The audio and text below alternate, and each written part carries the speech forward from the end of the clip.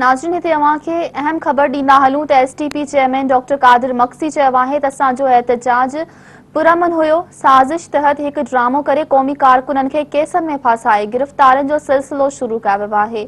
Budget पेश करण वारे ॾींहुं सिंध असेम्बली आॾो धरणो हणिबो। हुन चयो त असां बहरिया टाउन जे मुख्य गेट ताईं पहुची एहतजाज कयो। रुकावटूं पाण मुरादो कीअं हटायूं वयूं, गेट कंहिं खोलियो, अंदरां अॻुवाट शरपसंद वेठल हुया जिन्ही समूरियूं कार्रवाइयूं कयूं। डॉक्टर कादिर मक्सी चयो आहे त एतिरो जल्दी बाहि कीअं लॻी वई, मुज़ाहिरीन त गेट खां बि ॿाहिरि हुया, दरवाज़ो एतिरो जल्दी कीअं थो खुली सघे, एतिरियूं रुकावटूं बि ख़तम थी वयूं ऐं बाहि बि लॻी वई, हैरत आहे।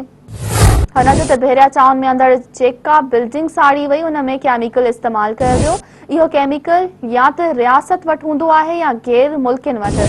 बाक़ी शरपसंदनि सां सिंध एक्शन कमेटी जो को तालुक नाहे, ही सॼी साज़िश कई वई आहे। डॉक्टर कादिर मक्सी चयो आहे त जेकॾहिं एॾो हंगामो थियो त इन वक़्तु पुलिस ख़ामोश कीअं रही ऐं पोइ पुरअमन मुज़ाहिरीन ते शेलिंग छो कई वई।